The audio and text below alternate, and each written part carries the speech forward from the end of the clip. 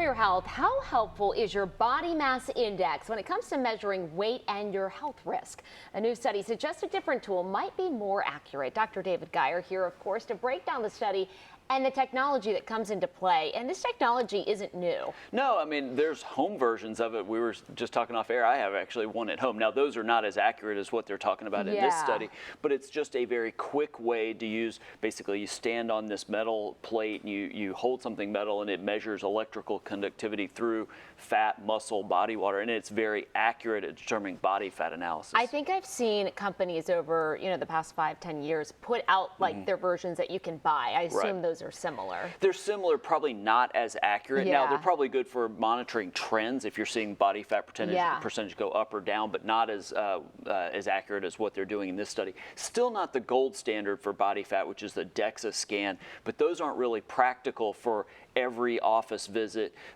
due to cost and size of those machines. This specific study looked at your overall mortality rate, and what did it find? Well, it found that body mass index was not nearly as accurate for predicting 15-year mortality and heart disease-related mortality. We've known that BMI, which is very easy to calculate in the office, good for a large majority of people, but very young people with a lot of muscle or older people who are losing their muscle.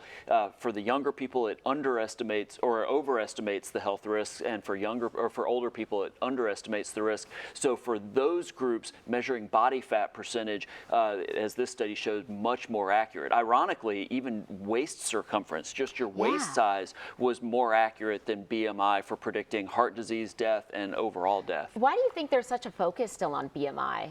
It's very easy to do. You go into the office, you get your height measured, you get your weight measured, and then the medical record system just calculates it. And again, for probably 90% of the population in the middle, it is very good. If your BMI is over 30, your risk of diabetes, heart disease, liver, kidney, all higher. We know that. But again, especially in younger people, which this study showed, it can underestimate that risk significantly. Do you think offices around the country might start implementing this tool?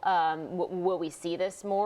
I don't think it will replace BMI because that's been sort of institutionalized in the Affordable Care Act. But it could be something that people look at to get, especially in younger people, something more accurate because, again, DEXA scan, which is great for a lot of reasons, not really practical for most physicians. Yeah, I was going to say, if you're really interested in getting a clear picture of your health, this might be another tool to look into. Yeah, certainly more information and certainly useful information. All right, Dr. David Geier, always great talking to you. Thanks for joining us.